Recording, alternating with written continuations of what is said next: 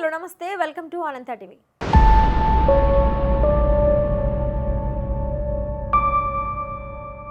జగన్మోహన్ రెడ్డిని ఏ కోణంలో చూసి నమ్మారో కానీ ఆయన్ను నమ్మి గౌరవంగా బ్రతకాల్సిన అధికారులు వేషాలు మార్చుకొని పరారు కావాల్సి వస్తుంది.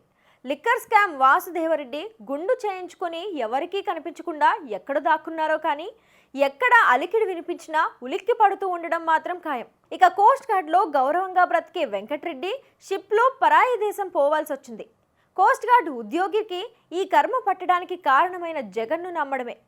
ఇక వీరిద్దరినే ఇప్పుడు వైసీపీలో ఉండి జగన్ను నమ్మి పరారైన వారి లెక్క తీస్తే రాసుకుంటూనే ఉండాలి.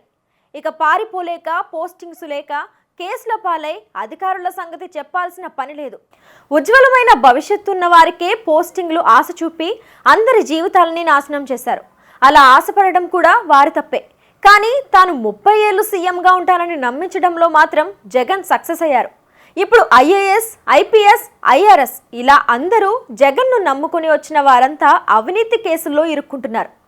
వీరందరికీ అవినీతిలో జగన్ 1% 2% వాటా ఇచ్చి ఉంటారు. మిగతా అంతా ఆయనే మోసుకుంటున్నారు.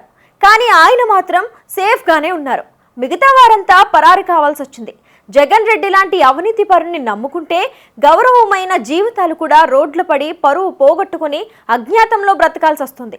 దానికి ఇప్పుడు సాక్ష్యంతో ఎంతో మంది కళ్ళు ముందు కనిపిస్తున్నాయి.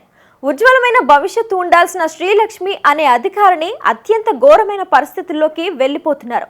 అలాంటి వారిలో మార్పు రాదని జగన్ సీఎం అయ్యాక 2 ఏళ్లు ఢిల్లీలో విజయసాయిరెడ్డితో పాటు తిరిగి ఏపీకి కేడర్ మార్పించుకున్న వైనమే స్పష్టమవుతుంది. ఇక రెండోసారి జగన్ నమ్మడమే ఆమె లాంటి వారిలో మార్పు రాదని తెలియజేస్తుంది. ఇక మొత్తంగా కాస్త గౌరవం ఉండాలంటే నేరస్తులకు, క్రిమినల్ మనస్తత్వం ఉన్న వారికి దూరంగా ఉండాలి. మనోడే అనుకుని వస్తే శాంతం నాకేసి జైలుకు పంపించేస్తాడు. ఆలోచించుకోవాల్సిన విషయం ఇది.